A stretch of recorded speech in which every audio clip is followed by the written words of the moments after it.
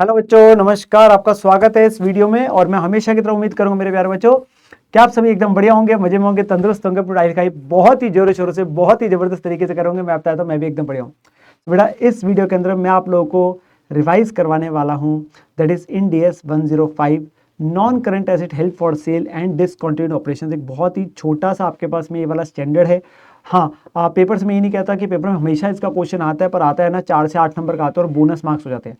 तो आप लोगों को बस मेरे साथ में आराम से इस स्टैंड को बेटा रिवाइज करना। आप लोगों का पूरा स्टैंड रिवाइज हो जाएगा, सारे के सारे कॉन्सेप्ट, सारे के सारे क्वेश्चन, ठीक है ना। मैं आप लोगों के पास में मेजर क्वेश्चन सारे आपके रिवाइज करा दूंगा। तो चलिए स्टार्ट करें जरा रिवीजन को। Yes sir. सो मेरे प्यारे बच्चों, जैसे मैंने कहा स्टैंडर्ड का नाम ना थोड़ा सा बड़ा है। जैसे आप देखेंगे non current asset held for cell and discontinued operation, तो मैं इसे शॉर्ट में पता क्या बोल देते हैं। अगर हम पहला अल्फाबेट देखूं, that is NCA held for cell, और एक आपके पास डिसकंटिन्यूड ऑपरेशंस को हम बोल देते हैं DCO। ठीक है जी। सो हमारे पास इसमें दो चीजें आ रही है, दो चीजें स्टैंडर्ड कवर कर रहा है। जैसे मैंने बोला, एक है non current asset held for cell और एक है डिसकंटिन्यूड ऑपरेशन। पहले हमने समझना है भाई non current asset held for sale में क्या चीज आ रही है। तो बेटा आपके पास में ये स्टैंडर्ड जो अप्लाई होता है ना, ये इन वाले नॉन करंट एसेट्स को अप्लाई होता है। 4 नॉन करंट कौन से sir? PP India 16, intangible asset India 38, investment property India 40 और एक goodwill acquired in business combination India 103। Sir इसके बारे में तो हम पहले ही पढ़ा था। हाँ, आपको याद है जब हम इंडिया 36 की बात करते हैं इंपेयरमेंट की, तो वो भी इन्हीं वालों को अप्लाई होता है। इंडिया 36 जो इंपेयरमेंट है वो भी इन्हीं वालों को एक तरीके से अप्लाई हो रहा है, और ये वाला भी इस पे अप्लाई हो रहा है। ठीक है ना। वहाँ इंपेयरमेंट की बात करते हैं, पर वो स्टैंड कब लगता है? जब इंपेयरमेंट के आपके कंडीशंस वगैरह होती है, इंडिकेटर्स आते हैं, ठीक है ना, तब हम अपने पास इंपेयरमेंट करते हैं। और यहाँ पे हम अपने पास बात करने जा रहे हैं, चार्ट में वर्ड क्या लिखा था? Held for sale. तो सर यानी कि फिर अपने पास में इनके लिए जो स्टैंडर्ड्स बने ये इनको लागू नहीं होते? अरे भाई बात समझो, ये स्टैंडर्ड में जैसे इंपेयरमेंट की अगर कंडीशन मीट होगी, आपके पास में टेस्ट मीट होंगे, तो हम इंपेयरमेंट का स्टैंड लगाएंगे। सेम तरीके से अगर इस स्टैंड में कुछ कंडीशंस दी है तो आप इस स्टैंड को लगाना शुरू कर दोगे। तो वर्ड भी क्या लिखा? Held for cell. जब तक आप अपने पास उसे इस्तेमाल कर रहे हो तो नॉर्मल उन पे वही वाले स्टैंडर्ड से अप्लाई हो रहे हैं, रिस्पेक्टिव स्टैंड अप्लाई हो रहे हैं। वो 16 है आपके पास, 38 है, जैसे भी है, ठीक है ना। सर इसमें करंट एसेट्स का क्यों नहीं आता? तो मैं उसके बारे में भी आपको कारण बता दूंगा कि हम करंट एसेट्स वाले को क्यों नहीं कंसिडर करते। सबसे पहले सवाल उठता है, what do you exactly mean by non current asset held for cell? Exact meaning क्या है? तो वो कहता है इट मीन्स, इसके अंदर स्कोप्ड इन, मैं स्कोप्ड इन का मतलब बताऊंगा। नो, स्कोप्ड इन का मतलब आपके पास ये बेटे चारों आगे, ठीक है ना। नॉन करंट एसेट जिनका कैरिंग अमाउंट रिकवर किया जाएगा through sale rather than through continuous. तो बेटा इस स्टैंड के अंदर में हम अपने पास में कहने जा रहे हैं कि non current asset held for sale का मतलब है जिन नॉन करंट एसेट्स को हम लोग अपने पास में अब इस्तेमाल करके उनकी रिकवरी नहीं करने वाले, अब उनको बेचेंगे। तो मान लीजिए मेरे पास यार मशीनरी पड़ी है, तो मैं अपने पास मशीनरी को जो है अब अपने पास इस्तेमाल नहीं करने वाला, मैं उसको बेचकर अपना अमाउंट रिकवर करने वाला। किसी काम की नहीं, भाई खराब हो गया तो मैं अपने पास क्या चाहता हूं कि मैं उसे बेच दूंगा मैं। तो that will be held for sale. अब उसे क्या रखेंगे? अपने पास हम अलग से निकाल कर रख देंगे, अलग से कमरे में रख दिया उसे अलग से, ठीक है जी। हम इस्तेमाल नहीं करने वाले अपने पास बिजनेस यूज के अंदर में, और वो हेल्ड फॉर सेल कहला दी जाएगी। अब उसे इस्तेमाल नहीं करेंगे, कंटिन्यू यूज नहीं करने वाले, अब उसे हम बेच के रिकवरी करेंगे, बेच के। तो इस स्टैंडर्ड में आप आ जाएंगे। तो इस स्टैंड में एक और वर्ड आता है बेटा इसके साथ ही, डिस्पोजल ग्रुप, शॉर्ट में DG। तो देखो स्टैंडर्ड के नाम में सिर्फ यही था, पर उसके साथ साथ ना ये वाली चीजें इस पे भी लगते हैं। तो डिस्पोजल ग्रुप क्या है? वो कहते हैं ये है group of assets, group of assets और आपके पास में scoped in and scoped out, ये मैं वर्ड आपको समझाता हूं, एंड लायबिलिटीज जिन्हें डिस्पोज ऑफ करा जाएगा। और डिस्पोजल ग्रुप एक ग्रुप ऑफ CGU भी हो सकता है, सिंगल CGU हो सकता है, पार्ट। सर CGU क्या था बेटा? कैश जनरेटिंग यूनिट, जो हमने इंडिया 36 के अंदर में सीखा था कॉन्सेप्ट आपका कैश जनरेटिंग CGU का। तो मैं एक आपको बताता हूं, मान लीजिए दिल्ली के अंदर मेरा कोचिंग सेंटर है, दिल्ली के अंदर में कोचिंग सेंटर है। अब मैं कहता हूं मेरा लोकेशन 1 लोकेशन 2 में CA के है, लोकेशन 3 लोकेशन 4 में CS के है, लोकेशन 5 लोकेशन 6 में BCom के है।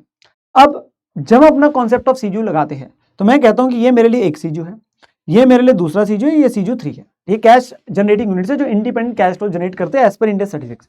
नो, इस स्टैंडर्ड के अंदर में जब मैं डिस्पोजल ग्रुप बोलता हूं, अगर मैं अपने पास में सिर्फ कहता हूं कि मैं सिर्फ लोकेशन 1 का जो मेरा CA का कोचिंग सेंटर है मैं उसे बंद करने की बात करने जा रहा हूं, मैं कहता हूं उसे हेल्ड फॉर सेल रखने जा रहे हैं, उसे हेल्ड फॉर सेल रखने जा रहे हैं, तो वो कहता है कि इस वाले आपके पास में लोकेशन 1 के जो भी सारे एसेट, जो भी सारे लायबिलिटीज, भाई आपके पास लायबिलिटीज भी होते हैं। मैंने कोई मान लीजिए बैंक वगैरह से लोन ले रखा है, वहां पे आपके पास में कोई लायबिलिटी वगैरह, उसके जो भी सारे एसेट्स है उस लोकेशन के, भाई एसेट्स तो सारे ही आ जाएंगे ना, एसेट्स तो सारे ही आ जाएंगे। वहां पे रिसीवेबल वगैरह भी हो सकते हैं आपके पास में, ठीक है ना।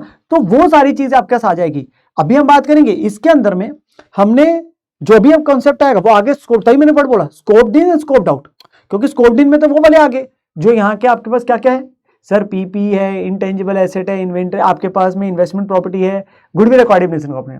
स्कोप्ड आउट कौन से हो गए, बाकी हो गए भाई, इन्वेंटरी है, ट्रेड रिसीवेबल है, वो है, लायबिलिटीज भी आ गई, लोन वगैरह कोई क्रेडिटर है वो भी आ गए, तो वो उस जगह के सारे आ जाएंगे, वो पार्ट ऑफ डिस्पोजल ग्रुप है, वो पार्ट ऑफ डिस्पोजल ग्रुप है, क्योंकि भाई उसके तो आएंगे ना। अब अगर मैं इस हिस्से को एक को करने वाला हूं वो भी डिस्पोजल ग्रुप है, मैं पूरे इसको करने वाला हूं वो भी डिस्पोजल ग्रुप है भाई, पूरी की पूरी। तभी वर्ड क्या लिखा था, तो ये वर्ड लिखा था it may be a group of CGU, इकट्ठे हो सकता है, एक सिंगल सीजीयू हो सकता है या एक सीजीयू का पार्ट हो सकता है, कुछ भी हो सकता है, वो डिस्पोजल ग्रुप है, वो डिस्पोजल ग्रुप है। मैं अपने पास एक जगह का बंद करने वाला हूं, ठीक है ना।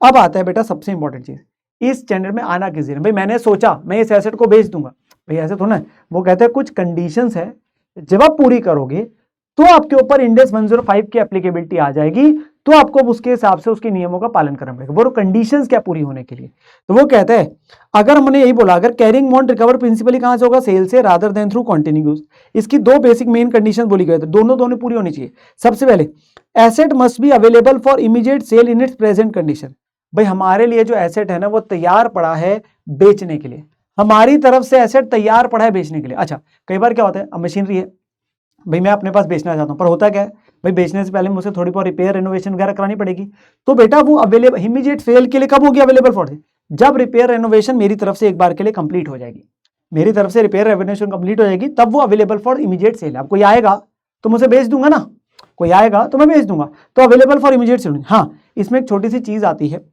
The terms that are usual and customary, example कोई लीगल पेपर वर्क है, बायर की टेस्टिंग एटसेट्रा है, for sale of the similar asset और disposal group does not disqualified to being classified as. Sir इसका क्या मतलब हुआ, वो कहता है अगर कोई ऐसी चीज है जो यूजुअल मतलब नॉर्मल कोर्स के अंदर में, लाइक कोई बाद में आपका लीगल पेपर वर्क होना है, कोई गवर्नमेंट का अप्रूवल वगैरह होना है, बायर ने टेस्टिंग करनी है। अब हम ये नहीं कह रहे कि अगर मान लीजिए कोई कागजी कार्रवाई करनी है, बायर ने टेस्टिंग करनी है, तो उसकी वजह से वो अवेलेबल फॉर इमीडिएट सेल नहीं है। वो यूजुअल और आपके पास में कस्टमरी अगर कोई चीजें है तो उससे ये नहीं होगा कि वो अवेलेबल फॉर इमीडिएट सेल का क्राइटेरिया अपने पास फुलफिल नहीं कर रहा होगा। भाई गवर्नमेंट का अप्रूवल वगैरह वो तो आपके पास मिल ही जा रहा है ना, वो तो आपके पास हो ही जा रहा है, कोई लीगल पेपर वगैरह काम हो ही जाएगा, बायर ने अपनी टेस्टिंग करनी वो अपने बाद में कर लेगा, बट इससे ये नहीं होगा क्योंकि हम अपने एंड से बोल रहे हैं, हमारे एंड से तो अवेलेबल फॉर इमीडिएट सेल है ना। Yes. Second, sale must be highly probable, भाई हमारे एंड से हम ये बोल रहे हैं कि वो ऐसा एसेट है जो अपने पास में बिक भी जाएगा, ऐसा नहीं है ना कि वो, अब अगर मैं बोलूं कि टेक्नोलॉजी का वगैरह का जमाना है, अगर हम बोलते हैं अपने पास में, तो ऐसा भी तो हो सकता है ना कि वो एसेट है वो आउटडेटेड हो गया तो कोई खरीदार ही नहीं होगा, यानी कि वो अपने पास में कोई खरीदार भी तो होना चाहिए ना उसके लिए, तो सेल हमारी हाईली प्रोबेबल होनी चाहिए, that is expected to be completed within, हम बोलते हैं time limit 1 year from the date of classification, मतलब हमारी एक्सपेक्टेशन है कि जब हम अपने पास सोच रहे ना तब से वो 1 साल के भीतर में बिक जाएगा, एंड मैनेजमेंट भी उसके लिए कमिटेड है, भाई हम अपनी तरफ से पूरे के पूरे कमिटेड है इस चीज को लेके, और उसके लिए पूरी एक्टिवली मार्केटिंग वगैरह अपने पास पूरे कर रहे हैं, मतलब उसके लिए तैयार बैठे, हम बेचना चाहते हैं, हमारी नीयत पूरी साफ है और हमारे पास वो एसेट बिक भी जाएगा, तो सेल हाईली प्रोबेबल होनी चाहिए, ठीक है ना, 1 साल के अंदर कंप्लीट हो जाएगा, मैनेजमेंट पूरी कमिटेड है। तुम्हारी दो मेन कंडीशंस क्या है sir, asset available for immediate sale होना चाहिए और सेल हाईली प्रोबेबल होनी चाहिए। अच्छा इसमें एक जो चीज आती है, a current asset being sold as an individual asset, अगर आप किसी करंट एसेट को अपने पास सोचते हो बेचने का, भाई इन्वेंट्री है, अब उसमें तो वैसे ही इंडेक्स 2 लग रहा होता है, तो आप क्या बोलते हैं वो कभी भी classified as held for sale नहीं बनता, इंडिविजुअली करंट एसेट नहीं बनेगा। हाँ डिस्पोजल ग्रुप के अंदर आ जाएगा, तो मैंने बोला था ना स्कोप्ड इन स्कोप्ड आउट आपके पास दोनों आ जाते हैं, मतलब वो आपके पास जो ये चारों है वो भी आ जाएंगे और उसके अलावा वाले भी आ जाएंगे, बट इंडिविजुअली जो है वो सिर्फ नॉन करंट एसेट ही आ रहा है, इंडिविजुअली जो आ रहा है, ठीक है ना, इंडिविजुअली जो आ रहा है, क्योंकि उस पर इंडेक्स 2 लग रहा है और वहां पे वो वैसे ही अपने पास में वो तो है ही किसके लिए, बेचने के लिए रखी गई, वो तो है ही किसके, बेचने के लिए रखी हुई, इन्वेंट्री तो होती है इसलिए, ठीक है ना। Second, sale includes exchange of non current asset for other non current assets when the exchange transaction is a commercial substance. तो बेटा सेल का मतलब सिर्फ ये नहीं है कि हम बेचकर सिर्फ पैसे की ही प्राप्ति होगी, भाई सिर्फ पैसे की ही प्राप्ति होगी, इसमें एक्सचेंज भी इंक्लूडेड है कि अगर हम अपनी तरफ से नॉन करंट एसेट दे रहे हैं और दूसरी तरफ से हमें नॉन करंट एसेट आने की बात हो रही है, एक्सचेंज भी कवर हो जाएगा, एक्सचेंज भी कवर हो जाएगा, जो हम इंडिया 16 के अंदर अकाउंटिंग सीखते हैं, ठीक है ना। अब अगली बात आती है, हमने सीखा कि non current asset held for cell कब बनेगा, कंडीशन पूरी होगी तो आपके पास आ जाएगा, वो होता क्या है वो भी हमने समझा।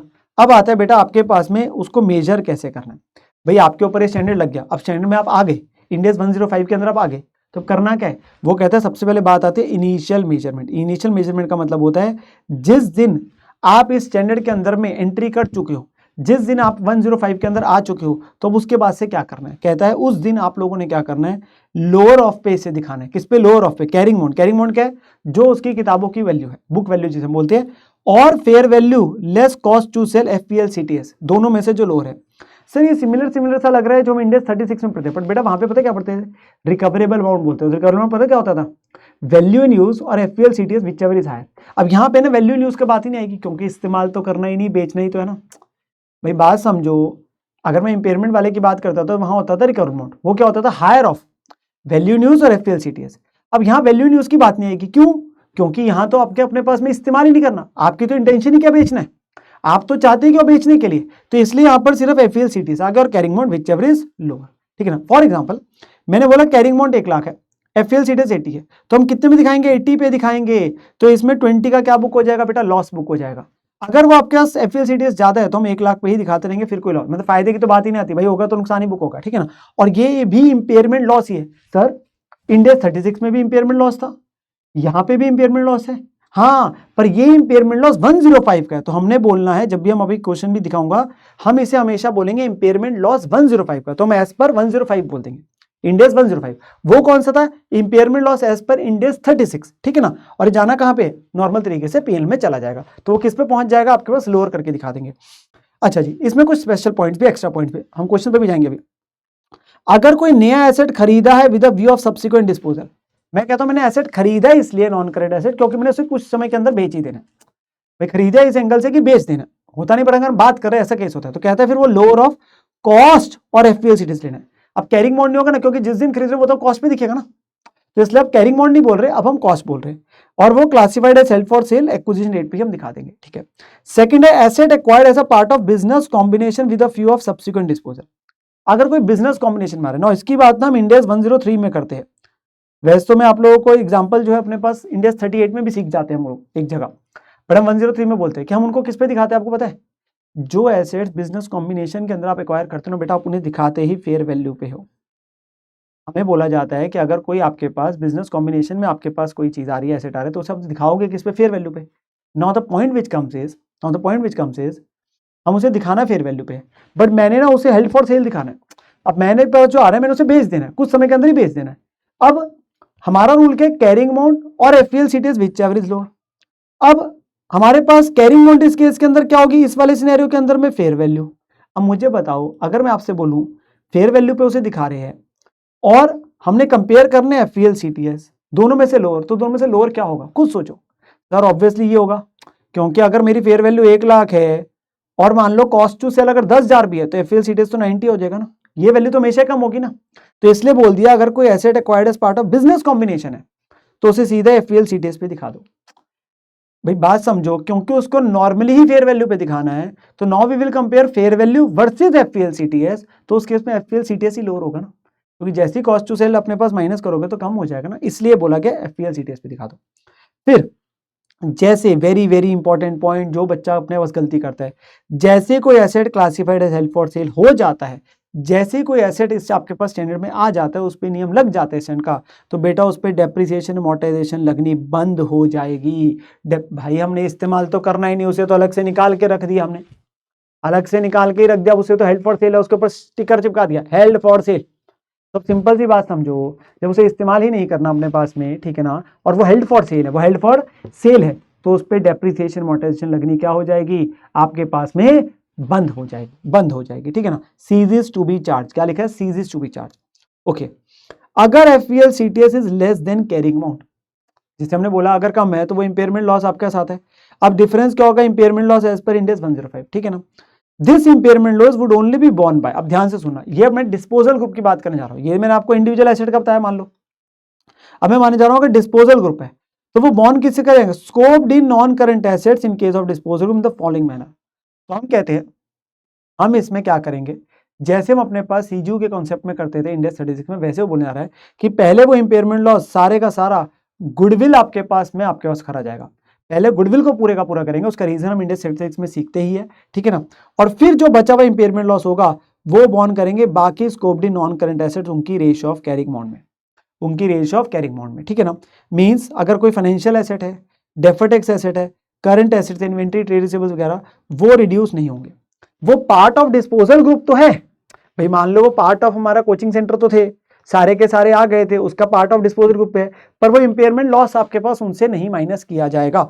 अब मैं इसको समझाने के लिए बेटा एक आपके पास छोटा सा एग्जांपल भी ले लेता हूँ, देखो मेरे साथ में डिस्पोजल ग्रुप, फिर मैं क्वेश्चन भी कराऊंगा। अब मान लो मेरा डिस्पोजल ग्रुप है जिसके अंदर में PP, intangible asset, inventory, debtor, goodwill, creditor, ये सारे हैं, ठीक है ना। ये इनके कैरिंग अमाउंट है, टोटल में 1600, ऑब्वियसली लायबिलिटी माइनस होगी ना। अब इनका एफपीएल सीटीएस हमें क्वेश्चन दे रहा है, अभी क्वेश्चन भी हम करेंगे, वहां आएगा 1000 है, तो आपके पास कम पे दिखाना है, कम पे आपके पास आएगा तो 600 का क्या बुक करना पड़ेगा, लॉस 1000 पे लेके आना है। अभी 600 का लॉस कौन कौन करेगा सर, सबसे पहले गुडविल, तो 200 की गुडविल आपके पास हो जाएगी, 200 की गुडविल, ठीक है ना। अब बचा हुआ आपके पास कितना बचा सर, 400। बेटा इन्वेंट्री, डेटर, क्रेडिटर में तो जाएगा ही नहीं ना, उन पे लगी ना स्कोप आउट है, तो सिर्फ किस पे लगेगा, पीपी और इंटेंजिबल एसेट पे। अब पीपी और इंटेंजिबल एसेट में किस में जाएगा, उनकी रेशियो ऑफ कैरिंग अमाउंट पे, तो उनकी ratio of carrying amount equal है, तो बचा हुआ 400 इन दोनों में बढ़ जाएगा। ये इंपेयरमेंट लॉस 105 का है, ये इंपेयरमेंट लॉस 105 का है। तो यही बात मैंने यहाँ पे बोली, पहले गुडविल, बचा हुआ आपके पास जो बचे हुए scope day non current asset, ठीक है ना। अच्छा जी, इसमें छोटे छोटे एक दो पॉइंट और है। कहता है अगर criteria of held for sale are met after the reporting period, अगर रिपोर्टिंग पीरियड के बाद क्राइटेरिया मीट होता है, मतलब 31 मार्च के बाद मीट हो रहा है, but before the date of approval of financial statement, मान लो अब 1 जून को अप्रूवल ऑफ फाइनेंशियल स्टेटमेंट्स हो रहा है, हमारा date of approval by BOD, ठीक है ना।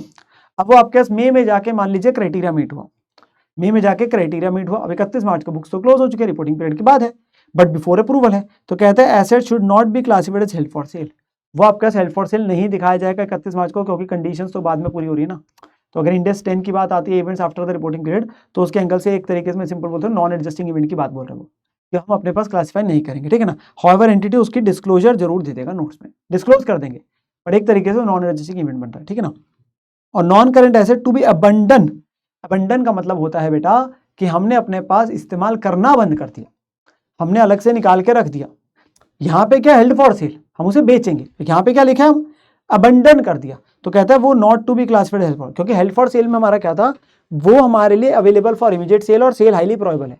यहाँ पे हम बेचने की बात ही नहीं कर रहे, हमने अबंडन कर दिया, हमने निकाल के ही रख दिया अलग से, हम बेचेंगे नहीं, हमने अलग से निकाल के रख दिया, हम बेचेंगे नहीं, ठीक है ना। तो कहता है वो इस स्टैंडर्ड में नहीं आना, अगर अबंडन कर दिया तो नहीं आना आपके पास में, वो आपके पास हेल्ड फॉर सेल नहीं होगा, वो हेल्ड फॉर सेल नहीं होगा, ठीक है ना।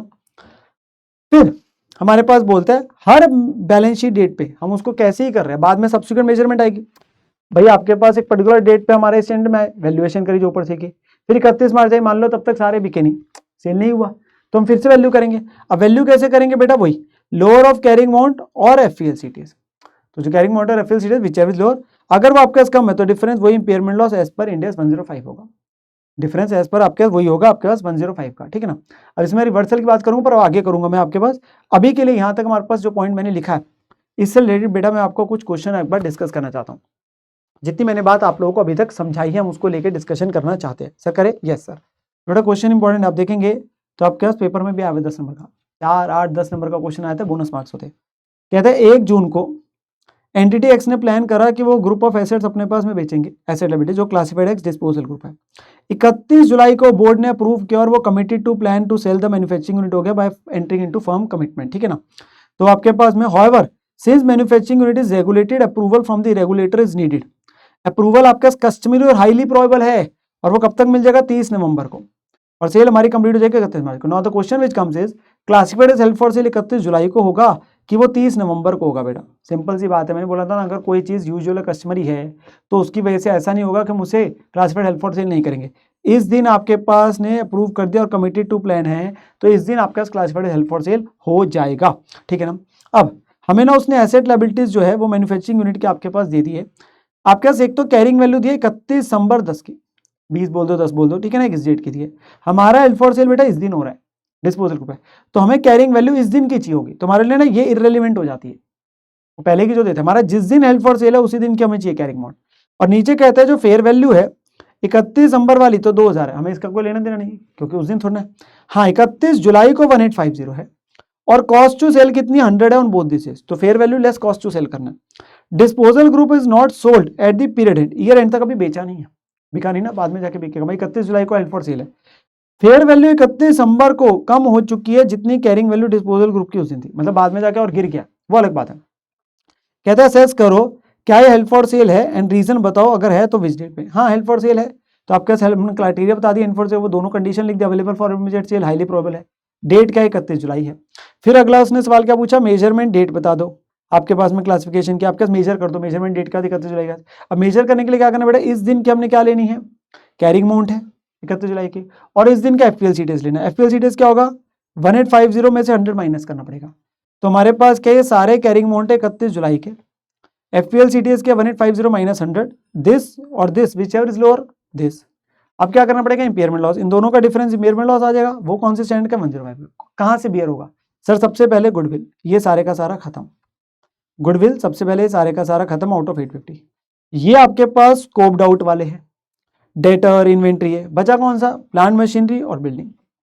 तो इनमें क्या करेंगे, इन दोनों की जो आपके पास कैरिंग अमाउंट की रेशियो है 900:1850, इसमें बचा हुआ कितना है सर, 850 में से 500 कम हो गया है, तो बचा कितना, 350।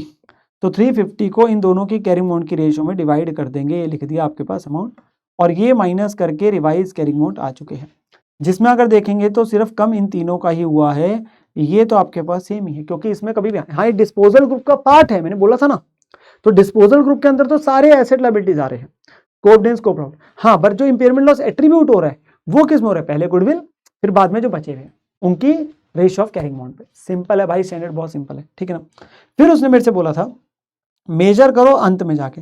अब उसने मेरे कहा ईयर एंड पे क्या बोला है, ईयर एंड पे बेचा नहीं है, ईयर एंड पे आपके उसने बोला फेयर वैल्यू और कम हो चुकी है। तो बेटा जब और कम होगी है तो ऑब्वियस सी बात है, अब जो भी इंपेयरमेंट लॉस होगा वो दोबारा से आपके पास बढ़ जाएगा, ठीक है ना। तो ईयर एंड पे मेजरमेंट जो होगा आपका फिर से रूल लग जाएगा। हमारा एक प्रकार से कैरिंग अमाउंट एक प्रकार से आ रहा है, ठीक है ना, कम हो चुकी है, ठीक है ना। एफपीएल सीटेज लोअर है तो इंपेयरमेंट लॉस फिर से आएगा और एलोकेट कर दिएगा रेशियो ऑफ कैरिंग अमाउंट में ही। अब वो रेशियो ऑफ कैरिंग अमाउंट क्यों बोला जा रहा है, बात समझना, बात समझना। अब मैं अगले क्वेश्चन में तो वैल्यूज के साथ आएगा, इसमें है नहीं वैल्यूज, लास्ट की दी नहीं है। गुडविल तो पहले 0 हो गया तो उसमें तो जाएगा नहीं, तो इन दोनों में ही आपके पास जा रहा होगा, इन दोनों की रेशियो ऑफ कैरिंग अमाउंट में जा रहा होगा जो आगे वाला लॉस है, जो आगे वाला लॉस आएगा। तो यहाँ पे मैंने वो मार्क कर दिया, ठीक है ना। तो वही वाला क्वेश्चन आपके इसमें अच्छा खासा हो जाता है, 10 नंबर पॉकेट में आ जाते हैं। अगला देखो, अगले वाला बेटा आरटीपी में भी है और पेपर में भी आया था ऐसे क्वेश्चन, 8 नंबर का आसान सा क्वेश्चन है। एक्सट्रैक्ट दे दिया आपके पास में ए लिमिटेड का, कैरिंग अमाउंट 31 मार्च का दे रखा है, ये सारे एसेट लायबिलिटीज वगैरह के दे दिए। फिर 15 सितंबर को उसने बोला एंटिटी ने डिसाइड किया बेचने का। नोट किया कि बिजनेस कंडीशन मीट कर रहा है हेल्ड फॉर सेल की किस दिन, आपके पास में इस तारीख को 15 सितंबर को, ठीक है जी। अब जब 15 सितंबर को मीट कर रहा है तो बेटा मुझे उस दिन के कैरिंग अमाउंट चाहिए, तो मुझे 31 मार्च की लोड ही नहीं है, इतना बड़ा बना के दे दिया, हमारा ध्यान उसी पे लगा रहता है बेटा, इनका रोल ही नहीं है, मैं इसमें फिर से बता रहा हूँ, ठीक है ना। अब मुझे 15 सितंबर के कैरिंग अमाउंट चाहिए, वो सारे उसने मुझे क्वेश्चन में दे दिए 15 सितंबर के, ठीक है ना। फिर उसने मुझे बोला हम प्रपोज करना चाहते हैं इसको बेचेंगे इस पे आपके पास में 19 लाख में, और कॉस्ट टू सेल बेटा कितना है, 70,000 है, कॉस्ट टू सेल 70,000, तो इन दोनों को माइनस करेंगे तो एफपीएल सीटीज आ जाएगा, ठीक है ना। 31 मार्च को जाके कोई भी चेंज नहीं हुआ टू प्लान टू सेल, और एंटिटी अभी भी लगता है कि हम 1 साल के अंदर बेच देंगे, मतलब अभी भी वो आपका हेल्ड फॉर सेल ही है। हो सकता है ना बाद में चेंज हो जाए, वो मेरा अलग से कॉन्सेप्ट आता है कि बाद में जाकर मन बदल गया, हेल्ड फॉर सेल नहीं है, पर अभी तो हमारा वो हेल्ड फॉर सेल ही है ईयर एंड पे भी, ठीक है ना। अब वो ईयर एंड पे जाके कुछ चीजें बता रहा है, वो ईयर एंड पे मुझे बताना है, पर पहले मुझे बताओ क्या 15 सितंबर पे आपके पास में 105 का क्राइटेरिया लगेगा, यस, क्योंकि 15 सितंबर को वो हेल्ड फॉर सेल में आ गया। ये रहे कैरिंग अमाउंट और ये रही आपकी एफपीएल सीटेस उस दिन की 19 लाख माइनस 70,000। तो हमने क्या करना बेटा, देखो 15 सितंबर को classified as held for sale है, यस सर, सारे कैरिंग अमाउंट क्वेश्चन ने दिए थे वो लिखेंगे। एफपीएल सीटीएस था वो, क्योंकि इन वैल्यूज इन थाउजेंड थी तो 19 लाख माइनस वो 70,000 करके इतना बन गया 1830। इन दोनों का डिफरेंस बेसिकली इतने का इंपेयरमेंट लॉस है, क्योंकि इस पे दिखाना है। सवाल उठा इंपेयरमेंट लॉस कैसे एलोकेट होगा। सबसे पहले गुडविल को 200 का 200 पूरे का पूरा, बचा हुआ आपके पास बेटा फाइनेंशियल एसेट में नहीं जाना, इनमें आपके पास में नहीं जाना है, बचा कौन सा, इनटेंजिबल और पीपी, कोबडिन वाले जो उसी में जाएगा, और उनकी जो रेशियो ऑफ कैरिंग अमाउंट है 930:1020, उस रेशियो में जो बचा हुआ 130, 130 कैसे है सर, टोटल 330 का इंपेयरमेंट लॉस है जो ये रहा, माइनस गुडविल में ऑलरेडी एलोकेट हो चुका है 200, तो बचा कितना 130, तो 130 इन दोनों की रेशियो बढ़ जाएगा। ये आपके रिवाइज कैरिंग अमाउंट आ जाएंगे कौन सी तारीख के, 15 सितंबर के। तो 15 सितंबर का कार्यक्रम हो गया, यस सर 15 सितंबर का कार्यक्रम हो गया। नाउ अब हमें क्या कह रहा है, 31 मार्च को तक जाके, अभी भी वो हेल्ड फॉर सेल है, अब 31 मार्च को जाके जो बेटा बाकी चीजें है ना हेल्ड फॉर सेल वाले की, जो हेल्ड फॉर सेल है, जो बाकी हमारे स्कोप्ड आउट वाली वैल्यूज थी financial asset, DTA, current asset, inventory वगैरह, करंट लायबिलिटीज है, इनकी वैल्यूज उस दिन की दे दी, उस दिन की करंट अमाउंट, कैरिंग अमाउंट दे दी है। इन तीनों की नहीं दिए, क्योंकि देखो थोड़ा बहुत आपके पास क्या, आपके पास कार्यक्रम हो रहा है तो इन्वेंट्री वगैरह वैल्यूज वगैरह ऊपर नीचे चेंज हो जाएगी, ठीक है ना। तो ये उस दिन के आपके पास कैरिंग अमाउंट दे दिए, इन तीनों के नहीं दिए, इन तीनों के नहीं दिए, गुडविल, इंटेंजिबल और पीवी, बाकियों के दे दिए। और उस दिन जाके कह रहा है हमारे पास में एफवीएल सीटीएस बेटा कितना पहुंच चुका है, 1650, कितना पहुंच चुका है, 1650 पहुंच चुका है। अब क्या करना है सर, सबसे पहले ये और ये तीनों का तो बेटा यही कैरिंग अमाउंट रहेगा, नील, 868 और 952 आप देख सकते हैं। बाकी जो वैल्यूज लेनी है वो ये वाली लेनी है, 410, 230 करते हुए ये सारी वैल्यूज ये क्वेश्चन ने लिखी थी हमें, क्योंकि वैल्यूज आपके पास में कुछ समय के अंदर में चेंज होगी उनकी, इनकी नहीं हुई। सर इनकी क्यों नहीं, देखो गुडविल तो नहीं हो गया सर, बाकी दोनों का समय के साथ उनपे भी तो डेप्शन अमोर्टाइजेशन आएगी। अरे याद आया कि नहीं आया पॉइंट बेटा, आप हेल्ड फॉर सेल में अगर आ गए, आपके पास 105 में आ गए, उसके बाद से जो भी आपके पास नॉन करंट एसेट्स है उनकी डेप्शन अमोर्टाइजेशन बंद हो जाती है। तो कैरिंग अमाउंट जो 31 मार्च को वो आपके सेम ही होगी जो 15 सितंबर के, क्यों, क्योंकि डेप्शन अमोर्टाइजेशन उनकी बंद होगी, तो इनकी वैल्यूज वही आएगी, इनकी ऑब्वियसली ईयर एंड की वैल्यूज ले ली कैरिंग अमाउंट। और इस दिन का एफपीएल सीटीएस कितना दे दिया था क्वेश्चन ने हमें, 1650, तो 1650 कैरिंग अमाउंट आपके पास एफपीएल सीटीएस आ गया, ये इनका उस दिन का कैरिंग अमाउंट है, दोनों आपके स्कम पे दिखाना है इतने पे, इतने का क्या आ गया बेटा, 60 का इंपेयरमेंट लॉस। अब 60 का इंपेयरमेंट किसमें, सर गुडविल में तो जा नहीं सकता, वो तो पहली राइट ऑफ हो चुकी है भाई, वो तो पहली राइट ऑफ हो चुकी है, तो किस में जाना है, 60 का इन दोनों में ही जाएगा, इनका रेशियो ऑफ कैरिंग अमाउंट में, तो ये इन दोनों की रेशियो में इतना इतना बढ़ जाएगा, ये आपके रिवाइज कैरिंग अमाउंट बाद में जाके आ जाएगी। तो देखो एक है उस दिन का, एक है बाद में जब ईयर एंड पे रीमेजरमेंट कर रहे हैं। हाँ देखो इस क्वेश्चन के अंदर अगर वैसे मैं बता रहा हूं, अगर ये ईयर एंड की इनकी वैल्यूज ना देता तो मैं यही मानता कि इनकी वैल्यूज जो इस तारीख को थी 15 सितंबर को वही इनकी भी बाद में है, जो बाकी है फाइनेंशियल एसेट है, इन्वेंट्री, मतलब चेंज, क्वेश्चन ने अलग से उनकी वैल्यूज चेंज दे दी मेरे को इन सबकी, तो मैंने चेंज वाली ले ली कैरिंग अमाउंट, नहीं देता तो इनकी वही लेते। जो बाकी है जैसे गुडविल वो तो पूरी खत्म होगी, और इंटेंजिबल एसेट है, पीपी है, इन्वेस्टमेंट प्रॉपर्टी, उनकी ऑब्वियसली उनकी तो वही आएगी, क्योंकि उन पे कोई ऑब्वियसली आपके पास डेप्शन अमोर्टाइजेशन की बात ही नहीं आती, समझ आई मेरी बात। और फिर दोबारा से एफएल सीटीएस हमने लोअर लगा के अपने पास इंपेयरमेंट लॉस को एट्रीब्यूट कर दिया, ठीक है जी सर, बहुत ही बढ़िया। अगले वाले पे आते हैं, इंटरेस्टिंग है, मतलब आपके पास क्वेश्चन आसान है, वैसे देखो 2 बार आपके पास क्वेश्चन पेपर में आने वाली बात हो रही है, 8 नंबर का क्वेश्चन है बेटा, बहुत आसान है वैसे क्वेश्चन बहुत ही ज्यादा आसान है, ठीक है ना। अब यहाँ पर मैं ना, हम जब अपने पास स्टैंड में आते हैं ना बेटा, हेल्ड फॉर सेल की बात करते हैं तो हमें स्टैंड क्या बोलते हैं, मतलब पॉइंट मेरा आगे आना है, एक छोटा सा पॉइंट कि जैसे वो हेल्ड फॉर सेल हो जाएगा ना, उसके बाद से मुझे बैलेंस शीट में भी ना अपने पास में प्रेजेंट करते हैं separately from other assets. Obvious ही बात है, हमारी हेडिंग क्या होती है, नॉन करंट एसेट है, करंट एसेट, तो हम बोलते हैं उसे करंट एसेट में लास्ट में ना हम अलग से दिखा देंगे, non current asset held for cell, asset held for sale वो अलग से दिख जाएगा अपने पास लास्ट में, तो वही स्टैंडर्ड बोलते हैं कि जो भी आपके पास है ना इसे अलग से दिखाते हैं from other assets in the balance sheet, मतलब उसे अलग से हेडिंग करके दिखाना है एसेट हेल्ड फॉर सेल, तो आप अलग से लिख देंगे एसेट हेल्ड फॉर सेल, बाकियों से आपके पास में अलग से दिखाना है, लास्ट में दिखा देंगे जाके, बिल्कुल लास्ट में जाके लिख देंगे, करंट एसेट में लास्ट में दिख जाएगा एसेट हेल्ड फॉर सेल।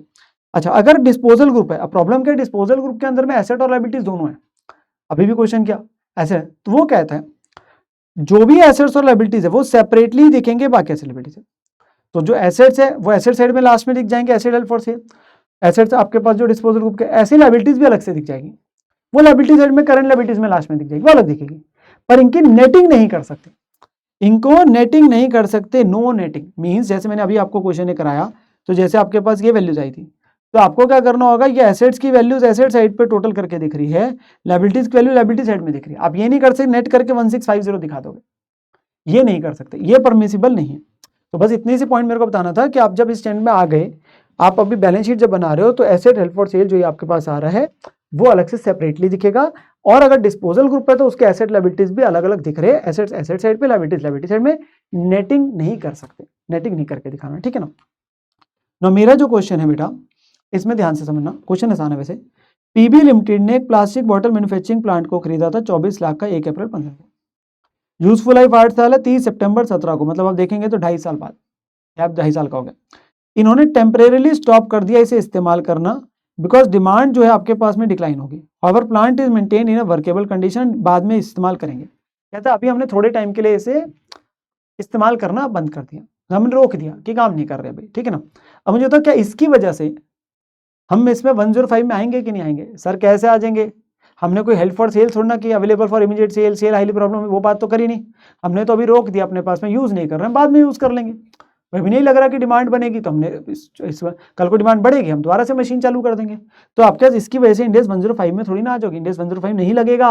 अब यहाँ देखो, कह रहा है अकाउंटेंट है, उसने पक्का कुछ ना कुछ क्या करी होगी, गलती करी होगी, रायता फैलाया होगा।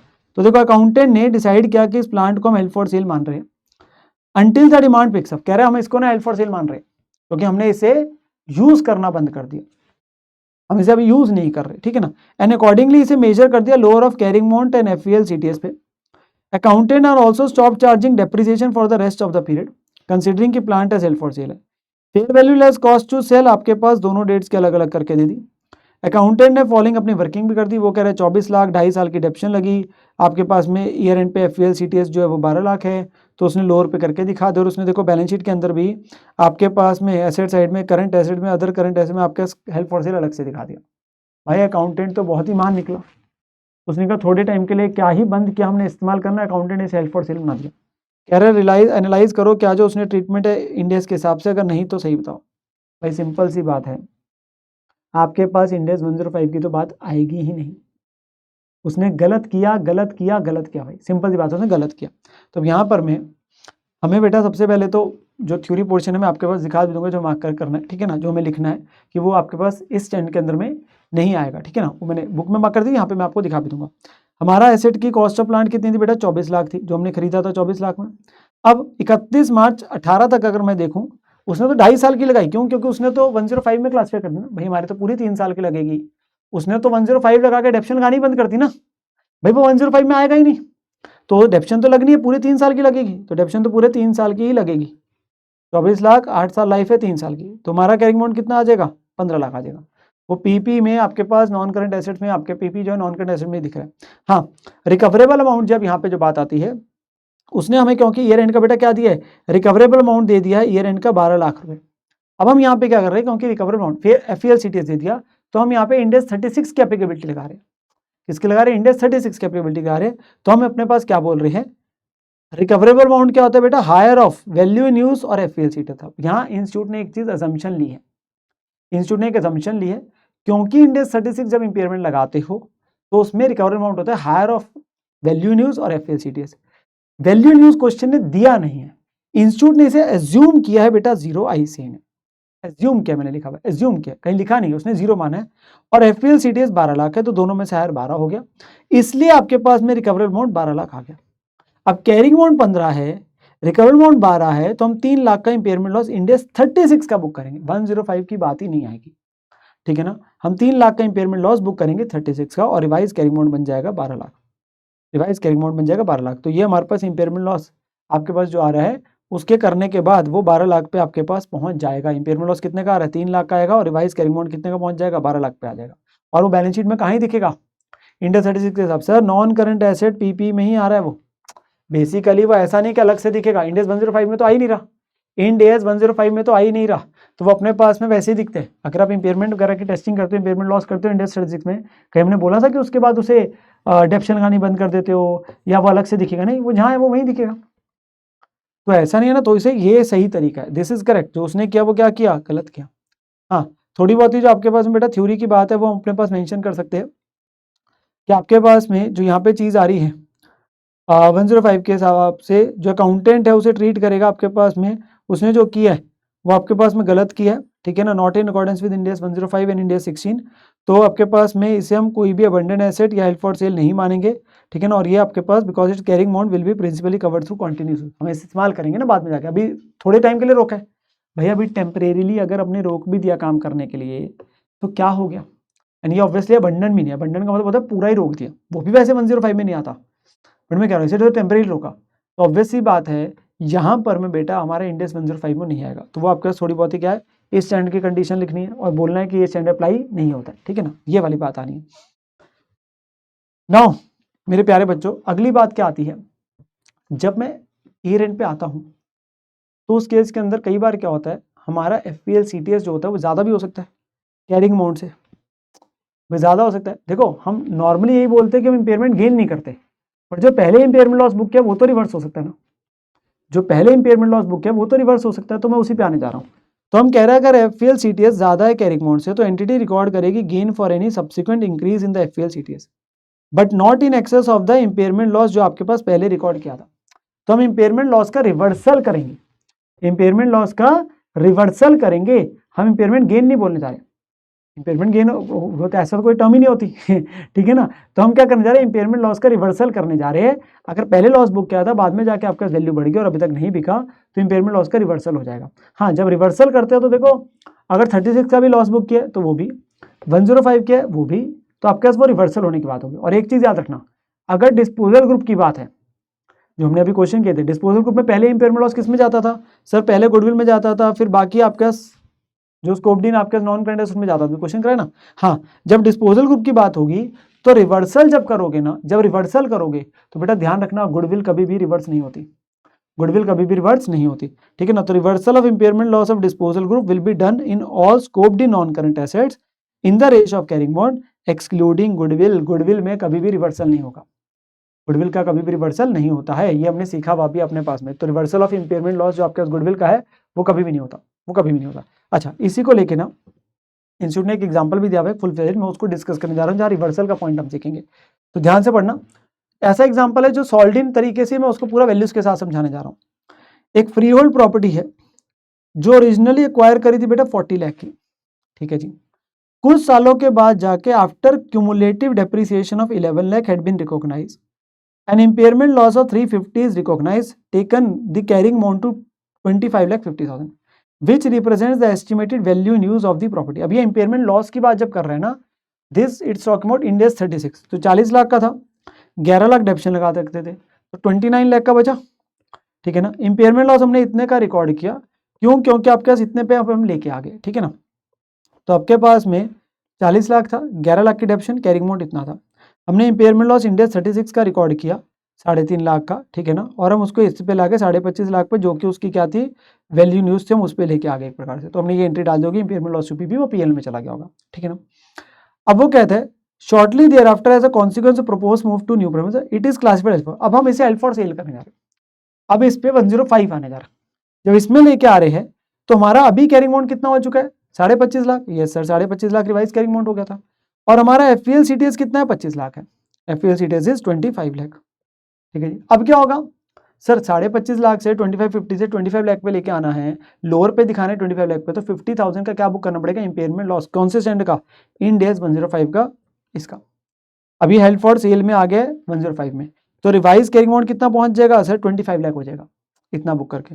तो सेम तरीके से आपकी एंट्री आ जाएगी 50,000 की, वो कम हो जाएगा और अब ये हेल्ड फॉर सेल बन जाएगा, 25 लाख पे हम पहुंच जाएंगे, 25 लाख पे हम पहुंच जाएंगे। यहाँ तक बात क्लियर होगी, यस सर। तो अकॉर्डिंगली जो आपके पास इनिशियली राउट डाउन है 50,000 और हो जाएगा और प्रॉपर्टी अब 25 पे पहुंच जाएगी, ठीक है ना। अब से ऑब्वियस सी बात है डेप्शन लगनी क्या हो जाएगी, बंद हो जाएगी, डेप्शन लगनी बंद हो जाएगी, ये बात भी ठीक है। नेक्स्ट रिपोर्टिंग डेट पे प्रॉपर्टी मार्केट इंप्रूव होगी और एफपीएल सीटीएस जो है बेटा अब रीएसएस कितना है 26.5 लाख। अब समझो इसके बाद अब 25 लाख और ये हेल्ड फॉर सेल आ गया, it is not 36, it is held for cell और इसका डेप्शन बंद। अब जब डेप्शन बंद होगी तो मैं 1 साल आगे पहुंचा, अब तक बिका नहीं, अभी तक बिका नहीं। अब इसकी जो आपके पास में वैल्यू उसने बोली है एफपीएल सीटीएस वो पहुंच चुके 26.5 लाख, वो पहुंच चुके 26.5 लाख। अब मैं अगर देखूं अपने पास में, मैं गिरावट की बात तो नहीं करूंगा पर मेरा रिवर्स तो हो सकता है ना, मैंने जो इंपेयरमेंट लॉस बुक किया था तो मैं रिवर्सल करने जा रहा हूँ, क्या करने जा रहा हूँ, रिवर्सल करने जा रहा हूँ। तो हम रिवर्सल करेंगे, इंपेयरमेंट लॉस का इंक्रीज करेंगे। हम अपने पास कितने का करेंगे सर, 1.5 लाख का इंक्रीज है, तो हम 1.5 लाख का अपने पास गेन बुक कर लेंगे, हम ये एंट्री डाल देंगे पीपी पे इंपेयरमेंट लॉस रिवर्सल। तो हम 1.5 लाख का इंपेयरमेंट लॉस जो पहले बुक किया था उसको रिवर्स कर देंगे और वो रिवर्स करके वैल्यू कितनी पहुंच जाएगी 26.5 लाख पहुंच जाएगी, 26.5 लाख पहुंच जाएगी। अच्छा, मैंने अभी तक इंपेयरमेंट लॉस बुक कितना किया था सर, 2 बुक किए थे, देखो एक हमने 3.5 लाख का 36 का बुक किया था, एक हमने 50,000 इसका किया, तो टोटल में हमने 4 लाख का इंपेयरमेंट लॉस बुक किया, टोटल में हमने 4 लाख का इंपेयरमेंट लॉस बुक किया है, ठीक है ना, दोनों का। हम इसको रिवर्स करने जा रहे हैं। इसमें मैं एक छोटी सी बात क्लियर कर देता हूं आपको, यहाँ पे जब हम 36 का भी रिवर्सल क्योंकि हो ही रहा है ना, इकट्ठी हो रहा है, भाई दोनों का 4 लाख का है। वैसे जब हम 36 के अंदर में इंपेयरमेंट लॉस रिवर्सल करते थे तो वहां पर ना एक छोटा सा कॉन्सेप्ट आता था हमारा कि आप रिवर्सल जब करने वाले तो आप एक चीज निकालते थे कि आपका मैक्सिमम रिवर्सल कितना हो सकता है, वो आता था कैरिंग अमाउंट। आपके पास अगर इंपेयरमेंट ना करी होती और कैरिंग अमाउंट अगर इंपेयरमेंट करी है तो अब यहाँ पे हम वो चीज़ कर नहीं सकते, पता है क्यों? क्योंकि यहाँ पे डेप्रिसिएशन वगैरह के लिए बता ही नहीं पाते उसने, तो उसने सिंस लाइफ वगैरह गिवन नहीं है तो वो मैक्सिमम रिवर्सल वाला पॉइंट एप्लीकेबल नहीं हुआ। तो हमारे लिए सिंपल है भाई, टोटल आपके पास में 3.5 और 50 है, समय की बात नहीं करें तो हम बोलेंगे पूरा मैक्सिमम 4 रिवर्स कर सकते थे। अभी कितना रिवर्स हो गया आपके पास में? 1.5 लाख रिवर्सल हो चुका है, रिवाइज 26.5 लाख पे पहुंच गया। ठीक है जी, तो हमारे पास में गेन जो है वो आपके पास में आ जाएगा, वो जितना रिवर्सल तो ये पीएनएल में क्रेडिट हो जाएगा। अब वो कितने पहुंच गया? 25.5 लाख में। कहते हैं 6 महीने बाद जाके फिर से मार्केट इंप्रूव हो गया और उसका एफपीएल सीटीएस अब कितना पहुंच गया? 30 लाख पे पहुंच गया। अब समझना बेहाथ, हम 26.5 लाख पे दिखा रहे हैं, वैल्यू 30 लाख पहुंच गई, तो क्या मैं अपने पास 3.5 लाख का जितना इंक्रीज आ रहा है सारे का सारा रिवर्स कर दूं, वैल्यू पहुंचा दूं? अरे यार कैसी बातें कर रहे हो, तुम्हारा टोटल लॉस था 4 लाख का जो तुमने बुक किया, समय वाली बात नहीं, इंडेक्स स्टैटिस्टिक्स की वो देता ईयर्स की, तो हमारा मैक्सिमम वाला पॉइंट आता, चलो वो बात अलग है। 4 लाख का रिवर्स आपके पास मैक्सिमम रिवर्सल कर सकते हो ना, आप उसमें से 1.5 लाख का ऑलरेडी कर चुके हो, तो आप और 2.5 लाख की तो रिवर्स कर सकते हो 250। ये दोनों करोगे कि 3.5 लाख अपने कर दोगे? सिंपल सी बात समझो, आपका इंक्रीज 3.5 लाख है, डजंट मीन कि आप जितना लॉस बुक किया है मैक्सिमम उतना ही तो रिवर्स कर सकते हो भाई, जितना लॉस बुक किया उतना ही मैक्सिमम रिवर्स कर सकते हो। तो मेरा बचा ही 250 है, तो मैं 250 करूंगा ना, रिस्ट्रिक्टेड टू 250, तो रिवाइज कैरिंग अमाउंट कितना पहुंच जाएगा? 29 लाख पहुंच जाएगा। 30 में नहीं लेके जाऊंगा ऑब्वियसली, यहाँ 29 से तो शुरू हुए थे ना एक प्रकार से, उससे ऊपर थोड़ा बचा देंगे। लॉस को रिवर्स करने की बात कर रहा हूँ, अलग से गेन में बुक कर सकता ना, तो 29 लाख पे आ जाऊंगा, ठीक है ना। और फिर उसने बोला यहां पर में कि हमारे पास में सब्सिक्वेंटली उसको बेच ही दिया 30 पे, भाई ये तो बेच ही दिया तो रियलाइज गेन है, ये तो बेच की है, रियलाइज गेन है, तो बेच ही दिया तो 30 ले में जब बेच दोगे फिर तो बेटा ये एंट्री डल जाएगी ना, bank to PP to gain आपका 1 लाख अब तो पीएनएल में चला जाएगा, अब तो कोई प्रॉब्लम ही नहीं है, वो तो बेचने की बात है।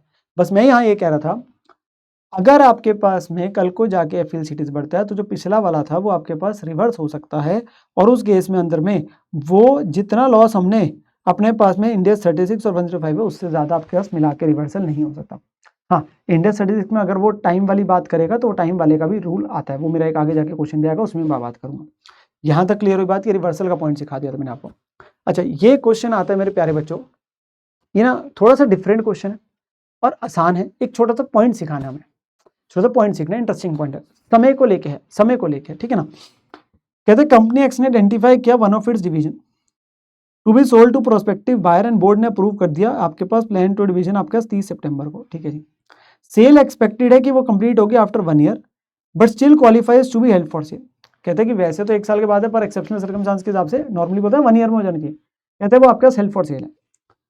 कहते हैं कॉस्ट टू सेल जो है वो हमारी 10 करोड़ लगेगा, मतलब जो fair value less cost to sell के लिए कॉस्ट टू सेल है वो 10 करोड़ है, वो लगेगा कब? मार्च 3 में जाके। हेल्ड फॉर सेल कब हो रहा है? 30 सितंबर 1 को, बस इस पे ध्यान देना। जिस दिन बिकेगा हमें लग रहा है 1.5 साल बाद बिकेगा, उस दिन जाके 10 करोड़ का खर्चा लगेगा कॉस्ट टू सेल का। फेयर वैल्यू डिवीजन की हमारी 400 करोड़ है 30 सितंबर को भी और ईयर एंड पे 31 मार्च 2 को भी, और कैरिंग वैल्यू 500 करोड़ है। कह रहे हैं बताओ कैसे आपके पास मेजर किया जाएगा 105 में 30 सितंबर को और 31 मार्च को। थोड़ा सा बस यहाँ पे ना समय की बात आ रही है, प्रेजेंट वैल्यू का एक छोटा सा पॉइंट आ रहा है जो हम नॉर्मली हर स्टैंडर्ड्स में सीखते हैं, बात समझना। हमारे पास में कैरिंग अमाउंट कितना है आज? हम 30 सितंबर को देखेंगे सर 500 करोड़ है, यस सर। एफपीएल सीटीएस निकालना है, एफपीएल सीटीएस क्या होगा sir? Fair value 400 crore less cost to sell 10 crore, तो आप बोलेंगे 400 करोड़ 10 करोड़, बस यहाँ 10 करोड़ जब आप माइनस करेंगे तो गलत हो जाएगा। क्यों? क्योंकि 10 करोड़ का खर्चा हम आज बैठे हैं वो लगना कब है? 31 मार्च 3 को जाके, वो आपके पास बेटा यहाँ से अगर देखोगे 1.5 ईयर्स का गैप है, तो बेटा आज उसकी प्रेजेंट वैल्यू निकालोगे तो उसके लिए हमें ना उसने दिया हुआ भी है कि आपके पास डिस्काउंटिंग रेट 10%, 1 ईयर का इतना है, 1.5 ईयर का इतना है, तो 1.5 ईयर वाला अपने पास लगाने जा रहे हैं, तो 1.5 ईयर वाला आपके पास लगाया तो ये हमारी आज की एफपीएल सीटीएस आ गई। तो दिस और FPL CTS whichever is lower इतने पे दिखाने का है, तो इतने का क्या बुक कर लेंगे? इंपेयरमेंट लॉस 105 का, और ये इस पे पहुंच जाएगा। ये बात तो क्लियर है। अब मैं आगे बढ़ता हूँ 31 मार्च को, जब मैं 31 मार्च को पहुंचा अभी 2 को ईयर एंड पे 6 महीने बाद पहुंचा इस डेट पे, रिपोर्टिंग डेट पे, तो मेरा वो कितने पे दिख रहा है अब? 391.33 पे। अब इस दिन एफपीएल सीटीएस कितना है? उसने बोला जी फेयर वैल्यू जो हमारी है वो तो 400 करोड़ ही है इस तारीख को भी, चेंज हुई। हाँ, कॉस्ट टू सेल तो वही है जो 10 करोड़ लगना है, और उसमें क्या प्रॉब्लम होगी? अब आपके पास में 400 करोड़ में से अब ये मेरा जो कॉस्ट टू सेल का खर्चा है 10 करोड़ का जो लगना है वो 1 साल के बाद लगना है, तो इसलिए जो पी फैक्टर है वो 0.909 का रूल आ गया, 909 0.909 हो गया। ऑब्वियसली अब गैप अब 1 साल का बचा है तो पी फैक्टर अब आपका उसके हिसाब से आ गया। तो ये मेरी बन के आपके पास में FVLCTS, तो FVLCTS आ गया। अब गिरावट हो रही है, अब जो ये गिरावट हो रही है क्योंकि इतने से इतने पे लेके आ रहा है, कम करना है, will it be impairment loss as per 105? हमें स्टैंडर्ड बोलता है द आंसर इज नो। बताओ क्यों, बताओ क्यों? सर हमारा 400 करोड़ और 400 करोड़ फेयर वैल्यू सेम है, 10 करोड़ का ही 10 करोड़ भी सेम ही था, कॉस्ट किसी वैल्यू में चेंज नहीं हो रहा 15 सितंबर और 30 सितंबर और 31 मार्च में, हम इस पे करके तो आ ही गए थे ना कम। अब ये जो गिरावट हुई है 0.42 की, ये सिर्फ आपके पास ये प्रेजेंट वैल्यू फैक्टर की वजह से हुई है। पहले वो 1.5 साल बाद लगना था 10 करोड़ का खर्चा, अब 1 साल बाद लगना है। तो कहता है अब ये समय की हेरफेर की बात हो रही है, तो एक प्रकार से अनवाइंडिंग वाला पॉइंट है जो हमेशा सीखते हो। तो फाइनेंस कॉस्ट में पीएनएल में जाएगा, ये आपका इंपेयरमेंट लॉस के नाम से नहीं जाएगा, ये फाइनेंस कॉस्ट के एंगल से जाएगा पीएनएल में, ना कि अनवाइंडिंग वाला पॉइंट हो गया, ना कि इंपेयरमेंट। हाँ मेरा वो 400 करोड़ की जगह 300 करोड़ आता, वो 10 करोड़ की जगह खर्चा 6 करोड़ हो जाता है, जो भी चीजें होती वो मैं फिर बोलते हैं इंपेयरमेंट लॉस 105 की बात। पर यहाँ तो वो अनवाइंडिंग वाला पॉइंट आ रहा है, तो इसलिए वो फाइनेंस कॉस्ट वाला पॉइंट है। तो ये एक ऐसा क्वेश्चन है मतलब जिसमें बिल्कुल ही डिफरेंट पॉइंट्स आ गए, कॉमन सेंस वाला पॉइंट हो गया जो हम डिफरेंट इंडियाज में सीखते हैं, ठीक है ना। तो इस क्वेश्चन को इसलिए कराना जरूरी था क्योंकि आया 105 में, पर पॉइंट थोड़ा सा डिफरेंट हो गया, इसलिए क्वेश्चन देखना जरूरी हो जाता है। समझे मेरी बात को? Yes sir. फिर हमारे पास मेरे प्यारे प्यारे बच्चों हमारा एक अगला पॉइंट आता है, मन बदल गया, मन बदल गया, जज्बात बदल गए भाई, किस चीज के लेके? Changes to a plan of sale. हम पहले मान लीजिए किसी को अपने पास इंडिया 16 में दिखा रहे मशीनरी है, हमने बोला नहीं वो हेल्प फॉर सेल की कंडीशन पूरी कर रहे हैं, पहुंच गए 105 में, 105 लगा दिया। थोड़े टाइम बाद जाके लगा नहीं नहीं यार हम ना इसे यूज ही करेंगे, हम बेचेंगे नहीं, हम इसे यूज ही करेंगे बेचेंगे नहीं, तो हम 105 से फिर से जाने जा रहे हैं 16 में। तो अब क्या करेंगे? अब क्या करेंगे? वो कहते हैं if an entity is classified an asset और disposal group as held for sale but the held for sale criteria meet नहीं कर रहा, entity should cease to classify the asset as held for sale. अब हम उसे held for cell दिखाना बंद कर देंगे क्योंकि क्राइटेरिया मीट नहीं कर रहा। अब करना क्या? कहते हैं इस डेट पे उसे मेजर करेंगे लोअर ऑफ पे दिखाएंगे, किसके? Carrying amount had the asset not been classified as held for sale. मतलब अगर हमने उसे हेल्ड फॉर सेल नहीं दिखाया होता, फिर से अगर हम उसे हेल्ड फॉर सेल नहीं दिखाया था, तो आज जिस दिन हमारा मन बदला दोबारा से, जिस दिन वो क्राइटेरिया मीटअप नहीं कर रहा, उस दिन आज उसकी कितनी वैल्यू होती अगर हमने फर्स्ट डे से उसे क्या माना होता? नॉर्मल माना होता, ठीक है ना। या फिर रिकवरेबल अमाउंट उस दिन कितना है, जो हम इंडिया 36 में बात करते हैं, इन दोनों में से जो है लोअर की बात करेंगे, ठीक है ना। और जो भी डिफरेंस होगा वो गेन लॉस पीएनएल में चला जाएगा। सर एक बार एग्जांपल से लेके बताओगे? हाँ एग्जांपल भी लेता हूँ, क्वेश्चन भी कराता हूँ, नोट बरी। तो मैं एक change to plan of sale की बात करने जा रहा हूँ। मान लो एक एसेट है 10 लाख का, 2 साल नॉर्मल डेप्शन लगी, लाइफ 10 साल है, तो 1-1 लाख की डेप्शन लगा दी, 8 लाख पे आ गया। अच्छा जी, हमारे FVLCTS इस दिन 760 है, इस दिन उसने क्राइटेरिया हेल्ड फॉर सेल का मीट करा, इस दिन हमने FVLCTS देखा 760, तो क्या होगा? लोअर पे दिखाएंगे। तो आपके पास लोअर पे मेजर किया 760 पे, तो इंपेयरमेंट लॉस 105 का आ गया 40,000 आ गया। यस सर, ये एंट्री डल गई हमारी। अब हमारे पास रिवाइज कैरिंग अमाउंट इस दिन कितना पहुंच गया? 760। मुझे बताओ अगर मैं 1 साल आगे तक जाना है, क्या डेप्शन लगेगी? नहीं सर। क्यों नहीं लगेगी? सर 105 में आने के बाद डेप्शन लगनी बंद हो जाती है, तो डेप्शन अगले साल की नहीं लगी क्योंकि आपके पास वो हेल्ड फॉर सेल है, तो अगले साल के एंड पे भी वो इतना ही है, 760 पे है, 760 पे, ठीक है जी। नो नेक्स्ट ईयर जाके मेरी इंटेंशन चेंज होगी, अब मेरे पास वो हेल्ड फॉर सेल का क्राइटेरिया मीट नहीं करता, हेल्ड फॉर सेल का क्राइटेरिया मीट नहीं करता। मेरी किताब में कितने का दिख रहा है? इतने का। अब मैं उसे किस में लेके जाना हूँ? 16 में। तो अब मैं किस वैल्यू पे लेके जाऊंगा? तो वो कहता है आपने क्या करना है, जब चेंज हो रहा है तो आप ये देखो कि कैरिंग अमाउंट आज उसका कितना होता अगर 105 ना लगता। अगर हम 105 ना लगाते तो आज वैल्यू कितनी होती? तो भाई उस केस के अंदर में तो 1 साल 2 साल की डेप्शन तो लगेगी थी, ये भी तो डेप्शन लग रही होती ना 1 साल की और, तो वो 8 लाख में से 1 साल के और लग के 7 लाख पे दिखता ना, वो तो फिर कितने में दिखता? 7 लाख पे दिखता। तो हमारे पास में आज उसकी वैल्यू फिर कितनी दिखती? 7 लाख दिखती। रिकवरी अमाउंट दिया नहीं, वो मेरे क्वेश्चन में आएगा तो मैं रो ले लूंगा, तो वो 7 लाख पे दिखता। अब दिखा कितने में रहा हूँ? 760 पे रहा हूँ, तो मैं 60 का डिक्लाइन बुक कर लूंगा which is loss in PNL, 60 का अपना डिक्लाइन बुक कर लूंगा लॉस इन पीएनएल, ठीक है ना। एक नॉर्मल सी आपके पास बात हो रही है, नॉर्मल कोर्स में मैं 1 लाख की डेप्शन लगा था, मैं वैसे बात कर रहा हूँ, या मैंने जो यहाँ पे लिखी हुई बात, और मैंने एक 40 का इंपेयरमेंट लॉस ऑलरेडी बुक किया हुआ है, इसलिए मैं 60 से कम कर रहा हूँ, तो मैं उसे 7 लाख पे लेके आ जाऊंगा। 7 लाख पे अब उसे हम कहाँ दिखाना शुरू कर देंगे? फिर से इंडिया 16 के हिसाब से नॉन करंट एसेट में दिखना शुरू हो जाएगा, ठीक है ना। इसी को लेके क्वेश्चन भी है, अच्छा इसी को लेके आपके पास क्वेश्चन भी है इंस्टीट्यूट के द्वारा, अच्छा, और जो पेपर में भी ऐसा क्वेश्चन आया है, ध्यान से देखते हैं। कहते हैं एस लिमिटेड ने एक प्रॉपर्टी खरीदी कितने की बेटा 6 लाख की। कब खरीदी थी? 1 अप्रैल 1 को। यूजफुल लाइफ प्रॉपर्टी की बेटा कितनी है? 15 साल है। ठीक है जी। 31 मार्च 3 को जाके, तो मतलब कितना गैप हो गया सर? 2 साल का गैप हो गया। इसे क्लासिफाई किया as held for sale. Classify क्या किया? एज हेल्ड फॉर सेल जी। ठीक है ना। Impairment testing provides the estimated recoverable amount of 470। तो कहते हैं इम्पेयरमेंट टेस्टिंग करने की बात हो रही है, रिकवरेबल अमाउंट कितना है? 470 है। और एफपीएल सीटीएस हमारा कितना है? 460 है। पहले तो यहाँ पे ना हमारा इस तारीख को इम्पेयरमेंट लॉस 36 का और इम्पेयरमेंट लॉस 105 के आने की बात होगी, क्योंकि इम्पेयरमेंट टेस्टिंग वगैरह करी आपके पास वो चीज़ आई। तो पहले तो हम शुरू कहाँ से होंगे? 6 लाख से। 2 साल बाद तक पहुँचो नॉर्मल, 15 साल लाइफ है तो 6 लाख है, 15 साल लाइफ है। 1 साल की डिडक्शन कितनी बनेगी? 40,000।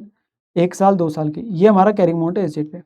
हमारा रिकवरेबल अमाउंट कितना दिया बेटा? 470 दिया इम्पेयरमेंट टेस्टिंग का। अब ये कौन सा? इंडेक्स 36 का। तो हमारे पास इम्पेयरमेंट लॉस आ जाएगा इंडेक्स 36 का कितना? 50,000। ठीक है जी, क्योंकि 470 पे लेके आना है। ठीक है जी। अब रिवाइज कैरिंग अमाउंट कितना पहुंच गया? 470। ये इम्पेयरमेंट टेस्टिंग इंडेक्स 36 क्या है। ओके, नौ इसी दिन हम इसे हेल्ड फॉर सेल भी बना रहे हैं। अब हेल्ड फॉर सेल के लिए सिर्फ क्या चाहिए? एफपीएल सीटीएस चाहिए। तो एफपीएल सीटीएस आपके पास कितना है उस दिन का? 460 है। तो 460 है, वो पहुंच गया था 470 पे इम्पेयरमेंट लॉस 36 के बाद। अब एफपीएल सीटीएस 460 है, 105 में आगे है। तो जब 105 में आगे है तो उसे कितने पे दिखाना है सर? 460 पे दिखाना है हेल्ड फॉर सेल। अब हमें क्या करना पड़ेगा सर? 10,000 का इम्पेयरमेंट लॉस बुक करना पड़ेगा 105 का कम करने के लिए। और अब ऑब्वियसली वैल्यू कितनी पहुंच जाएगी? 460 पहुंच जाएगी 10 का लॉस बुक करने के बाद। इस साल ऑब्वियसली पीएल में क्या क्या जाएगा सर? एक तो डेप्शन जाएगी करंट ईयर की, और 2 इम्पेयरमेंट लॉस चले जाएंगे, एक 50 का और एक 10 का। 2 इम्पेयरमेंट लॉस चलेंगे, एक 36 का, एक 105 का। ओवरऑल आपको बता दिया सारा कि इस डेट तक क्या हुआ। 31 मार्च 4 को जाके 1 साल बाद मैनेजमेंट ने प्लान चेंज कर दिया और property no longer meet the criteria of held for sale. अब आपके पास में वो हेल्ड फॉर सेल का क्राइटेरिया मीट नहीं कर रहा। रिकवरेबल अमाउंट आपके पास कितना है? इस तारीख को 5 लाख है। अब हम अपने पास आगे बढ़ते, 460 पे हम पहुंच गए थे। अगले साल की डेप्शन तो लगेगी नहीं, क्यों? क्योंकि 105 में डेप्शन लगनी बंद हो जाती है, तो वो दिख तो इतने पे ही रहा है। अब बात आती है हमारे पास उस दिन का रिकवरेबल। तो हमने क्या बोलना, अब इसमें ध्यान से सुनना, ध्यान सुनना। हमने ये बोला है कि हम ये बोलेंगे कि अगर 105 ना होता, अगर 105 ना होता तो आज उसकी वैल्यू कितनी होती? पहले ये निकालो। 105 ना होता बेटा कैरिंग अमाउंट हमारा कितना था? 6 लाख। सबसे ओरिजिनल कॉस्ट जो थी, 2 सालों की डेप्शन लगी थी हमारी 40 520। रिकवरेबल अमाउंट हमारा 470 था। भाई 36 तो लग रहा है ना, तो इम्पेयरमेंट लॉस 50 आता, कितने पहुंच जाता? 470। यहां तक हमने लिखा भी था 470 तक। फिर हम क्या करते? अगले साल की डेप्शन लगाते। भाई इंडेक्स 36 का लॉस बुक करने के बाद तो डेप्शन तो लगती है ना, वो तो 105 में आने के बाद नहीं। हम ये कह रहे हैं कि अगर 105 ना लगता तो क्या होती वैल्यू? तो डेप्शन लगती। अब वो डेप्शन जो लगती है वो 13 साल में डिवाइड होता। क्यों? 15 साल में तो 2 साल बीत गए थे, तो डेप्शन ऑब्वियसली अब आने वाले सालों की कम हो जाती है। जब आप 36 लगा देते हो तो इम्पेयरमेंट लॉस का वैल्यू कम हो जाएगी, आने वाले सालों की डेप्शन कम हो जाएगी। तो ये हमारा कैरिंग अमाउंट होता अगर 105 ना लगता। अगर 105 ना लगता तो हमारे पास है कैरिंग अमाउंट अगर 105 ना लगता, क्योंकि आपका क्राइटेरिया चेंज हो चुका है। ठीक है जी, ये बात समझ आ गई। और रिकवरी अमाउंट कितना आज का? 5 लाख है। तो दोनों में से आपके पास में कम क्या हो गया? 433,846। ठीक है जी, मेरी वैल्यू आज कितनी दिख रही है? 460। तो 460 और इसमें से दोनों में से आपके पास 4,60,000, इसमें से दोनों में से कम क्या है? ये अमाउंट है जिस वैल्यू पे आपके पास में जाना है। और ये करने के लिए हमें क्या करना पड़ेगा? इसकी वैल्यू को इतना कम करना पड़ेगा, इस स्टेज पे इतने का लॉस बुक करना पड़ेगा, तभी तो वो इतने पे आएगा। और अब वो किस में क्लासिफाई हो जाएगा? इंडिया 16 में क्लासिफाई हो जाएगा। इंडिया 16 में क्लासिफाई हो जाएगा। सर एक छोटी सी चीज़ बताइए, यहाँ पर में हमने ये बात करी कि हमारी इंटेंशन चेंज हो गई, हमारी इंटेंशन चेंज हो गई एक बार के लिए। जब हमारी इंटेंशन चेंज हो गई तो हमने देखा कि अब इसे इंडिया 16 पे लेके जाना है, तो किस पे लेके जाना है? हमने बोला 105 नहीं है, तो इसके हिसाब से हमने बात कर ली 105 नहीं है तो कितने अमाउंट बनती है, उसे कितने पे लेके जाना है। मैंने एग्जांपल भी दिया था क्वेश्चन में, पर इस क्वेश्चन में एक छोटी सी पॉइंट ऐड ऑन करा जा सकता है, ऐसे नहीं किया। मैं भी नहीं बोलूंगा आप पेपर में 5 नंबर का क्वेश्चन आ रहा है वो करके आओ, बट आपकी नॉलेज टेस्ट की बात कर रहा हूँ, क्योंकि हमने रिकवरेबल अमाउंट बाद में जाके बढ़ रहा है, रिकवरेबल अमाउंट बाद में जाके बढ़ रहा है। वो पहले आपके पास में था कुछ 470, बाद में 5 लाख हो रहा है। तो हमारे पास यहाँ पर एक छोटा सा पॉइंट ऐड ऑन करा जा सकता है अगर आपका थोड़ा सा दिमाग चल रहा है, विच इज कि क्या हमने, क्योंकि 50 का इंपेयरमेंट लॉस 36 का बुक किया था, क्या उसका भी रिवर्सल हो सकता है? फिर तो भाई उसका भी तो रिवर्सल हो सकता है। तो बस मैं उस पॉइंट की बात करने जा रहा हूँ, विच इज सेवा, एक्स्ट्रा बात करने जा रहा हूँ। नॉलेज के लिए ऐसे ने नहीं की भी, मैं वैसे ही आपको बताने के लिए करने जा रहा हूँ, क्योंकि रिकवरी अमाउंट अगले साल जाके बढ़ गया। इंपेयरमेंट लॉस 36 का जो बुक किया था वो रिवर्स करने की हम बात करने जा रहे हैं। तो मेरा कैरिंग अमाउंट इतना आ चुका था, ठीक है जी। अब रिकवरेबल अमाउंट मेरा कितना है, 5 लाख। इंपेयरमेंट लॉस तो होना नहीं है आपके पास में, पर रिवर्सल तो हो सकता है ना इंपेयरमेंट लॉस का। Yes sir. तो एक्चुअल रिवर्सल आपका हो रहा है इन दोनों का डिफरेंस। मैक्सिमम कितना हो सकता है, तो मैक्सिमम इंडेक्स 36 सिखा रहा हूँ ये आपको, जो सीखा हुआ हमने। तो इंडेक्स 36 का बोलते हैं मैक्सिमम कितना हो सकता है, कैरिंग अमाउंट अगर इंपेयरमेंट एज पर 36 ना होती और कैरिंग अमाउंट आफ्टर इंपेयरमेंट। तो अगर 36 ना होता तो कितनी डेप्शन लग रही होती सर, फिर तो हमारी 3 साल की नॉर्मल 40-40 के हिसाब से डेप्शन लग के इतना होता। और अभी हमारे पास कितना है 433,846, तो हमारा इतने का आपके पास में क्या हो जाता, मैक्सिमम रिवर्स हो सकता है। तो एक्चुअल और मैक्सिमम आपके इतने पे रिस्ट्रिक्ट हो जाएगा, तो इतने का रिवर्सल हो जाएगा 36 का, और ये हमारा रिवाइज कैरिंग अमाउंट बन जाता 480। ये हमारे पास देखो, अगर वो बात करेगा ना तो हम बता देंगे। आइडियली इंस्टीट्यूट को भी बताना चाहिए था, आंसर वो बताया नहीं उन्होंने, एक्चुअली में रिस्ट्रिक्ट सिर्फ इसी का कर दिया, change of plan to sell का, तो सिर्फ उतने तक बात करी गई। Since reversal of impairment loss 36 वाले की नहीं करी, तो इसलिए नहीं दिखाया, उसने इतने की बात नहीं करी, तो इसलिए वो नहीं आया पॉइंट, ठीक है ना। बट ये ऑब्वियसली करा जा सकता है पॉइंट डिस्कस। नाउ ये मैंने आपको बेटा प्रेजेंटेशन डिस्क्लोजर के बारे में बता ही दिया था, अलग से दिखाया जाएगा करंट एसेट में लास्ट में आपके पास हेल्ड फॉर सेल, और अगर डिस्पोजल ग्रुप है तो एसेट्स अलग, एसेट साइड में दिख रहे हैं, लायबिलिटीज अलग से दिख रहे हैं, नेटिंग नहीं होगी। नेक्स्ट हमारा एक टॉपिक आता है इसमें डिसकंटिन्यूड ऑपरेशन का, DCO। ना ये क्या होता है, ये क्या होता है, तो वो कहता है इंडेक्स 105 डिफाइन करता है डिसकंटिन्यूड ऑपरेशन को as a component of an, component मतलब हिस्सा, टुकड़ा जो अलग से है, that either has been dispose of, या तो उसे आप बेच चुके हो, या तो आप उसे बेच चुके हो, और हेल्ड फॉर सेल। जो हमने हेल्ड फॉर सेल अभी तक सीखा वो वाली बात पे आ रहा है, तो इसमें मैं थोड़ा सा आपको और बारीकी में लेके जाऊंगा। या तो आपका एक हिस्सा है कंपोनेंट एंटिटी का, या तो आप उसे डिस्पोज ऑफ कर चुके हो, या वो हेल्ड फॉर सेल है, एंड वो रिप्रेजेंट करते हैं separate major line of business और ज्योग्राफिकल एरिया ऑफ ऑपरेशन। वो एक अलग लाइन ऑफ क्या है, बिजनेस ऑपरेशन या ज्योग्राफिकल ऑपरेशन है। वो part of single coordinated plan है हमारा कि डिस्पोज ऑफ करेंगे उसको, ठीक है ना। और ये सब्सिडरी वाले को मैं अलग से बताता हूँ आपको। ये आपके पास कंपोनेंट हम बेटा कैसे मानते हैं, जिसके ऑपरेशंस एंड कैश फ्लोज को क्लियरली डिस्टिंग्विश किया जा सकता है, मतलब उसके अलग से आपके पास में कैश फ्लोज वगैरह सब कुछ अलग से पता है हमें, उसके हमें सारी चीजें अलग से पता है, ऑपरेशंस वगैरह कैश फ्लोज वगैरह को अलग से पता है आपके पास फाइनेंशियल रिपोर्टिंग वगैरह पर्पस के लिए। सर एग्जांपल लेके बताओ, देखो भाई अब डिस्पोजल ग्रुप जो है बच्चे को हमारे पास में कंफ्यूजन आते हैं DCO के साथ में, तो मैं थोड़ा सा उसकी बात करने जा रहा हूँ। डिस्पोजल ग्रुप का जो हमने कॉन्सेप्ट सीखा था अभी, जो हेल्ड फॉर सेल वाले में आ रहा था, इट मे और may not be better DCO, क्योंकि DCO के अंदर में क्या हो रहा है, मान लीजिए मैं आपका एग्जांपल लेता हूँ, मैं कहता हूँ जी मैं अपने पास में टीचिंग का काम भी करता हूँ, मेरे होटल्स का भी है काम, और एयरलाइन का बिजनेस है। मैं कहता हूँ जी अब ये मैं अपने पास में टीचिंग का काम करना बंद कर देता हूँ, मैं टीचिंग का काम करना अपने पास बंद कर देता हूँ, रोक देता हूँ, चल नहीं रही भाई, बंद कर देते, ठीक है ना। अब बात समझना, ये मेरे पास में DCO भी है क्योंकि मेरा separate major line of business है, सेपरेट बिजनेस ऑपरेशंस आ रहे हैं, ठीक है ना, जो मैं अपने पास बंद कर दूंगा। और ये मेरा एक डिस्पोजल ग्रुप भी आ गया जिसे मैं अपने पास में बंद करने जा रहा हूँ, भाई अलग से पता है आपके पास में, अलग से आ गया इसके सारे ऐसे, तो दोनों हो गया। हाँ अगर मैं कहता हूँ मेरे पास में यहाँ पर मैं टीचिंग का है, ठीक है जी, होटल का काम है, और मेरे 5 सेंटर है, 5 अलग अलग जगहों पे सेंटर है, मैं सिर्फ एक सेंटर को बंद करने की बात कर रहा हूँ, मैं सिर्फ एक सेंटर को बंद करने की बात कर रहा हूँ। तो बेटा बात समझना, ये डिस्पोजल ग्रुप तो है पर ये DCO में नहीं आएगा, क्योंकि separate major line of business या ज्योग्राफिकल ऑपरेशन में नहीं आ रहा, सेपरेट मेजर लाइन में ना। अच्छा अगर मैं कहता हूं कि मैं ऑपरेशंस इंडिया में भी कर रहा हूं, US में भी कर रहा हूं, UK में भी कर रहा हूं, और मैं कहता हूं मैं UK के ऑपरेशन नहीं चल रहे, उसे बंद करने की बात कर रहा हूं, डिस्पोज ऑफ कर दिया या अपने बंद कर दूंगा, तो वो सेपरेट ज्योग्राफिकल ऑपरेशन हो गए। ये जैसे कि आ गए थे बिजनेस, वो हो जाएंगे ज्योग्राफिकल, तो वो भी डिस्कंटिन्यूड ऑपरेशन में आ जाएगा, वो भी डिस्कंटिन्यूड ऑपरेशन में आ जाएगा। तो हमारा कंक्लूजन क्या है कि सर क्या हमारे पास में डिस्पोजल ग्रुप होना और डिसकंटिन्यूड ऑपरेशन होना दोनों हमेशा संभव है कि वो दोनों ही होंगे या नहीं भी हो सकते? तो बेटा डिपेंड कर रहा है, डिपेंड कर रहा है, वो डिपेंड किस पे कर रहा है, क्या वो आपका disposal group separate line of business और ज्योग्राफिकल ऑपरेशन है। अगर वो है डिस्पोजल ग्रुप तो वो आपका डिस्पोजल ग्रुप में भी आ गया और DCO में भी आ गया, वरना अगर नहीं है तो वो डिस्पोजल ग्रुप तो है पर वो आपके पास में डिस्काउंट ऑपरेशन नहीं है। ये मैंने एग्जांपल 2 में समझा, 1 और 2, ठीक है ना। तो व्हाट आर दी पॉसिबिलिटीज, अब ये क्वेश्चन भी है इसके ऊपर लेके, डिस्पोजल ग्रुप और DCO। पहले एग्जांपल में दोनों थे, पहले एग्जांपल में दोनों थे, वो डिस्पोजल ग्रुप भी था और डिस्काउंट ऑपरेशन भी था, मैं टीचिंग का बंद करने जा रहा हूँ। हाँ मैं अगर उसमें से एक करने जा रहा हूँ तो वो डिस्पोजल आपका ग्रुप तो है पर वो डिस्काउंटिन्यू ऑपरेशन नहीं है, एक और पॉसिबिलिटी बन सकती है कि वो आपका डिस्पोजल ग्रुप नहीं है पर डिस्कंटिन्यूड ऑपरेशन है। वो कब हो सकता है बेटा, मान लो अबंडनमेंट है या एसेट ऑलरेडी बेच दिए। हमारे पास इसमें क्या था, डिस्पोजल ग्रुप में था हेल्ड फॉर सेल, पर इसमें वर्ड है हैज बीन डिस्पोज ऑफ, तो जिसको बेच ही दिया, जिसको डिस्पोज ऑफ ही कर दिया, तो वो डिसकंटिन्यूड ऑपरेशन में तो आ जाएगा, पर वो आपके पास में डिस्पोजल ग्रुप वाले कॉन्सेप्ट में नहीं आएगा, उसमें नहीं आएगा।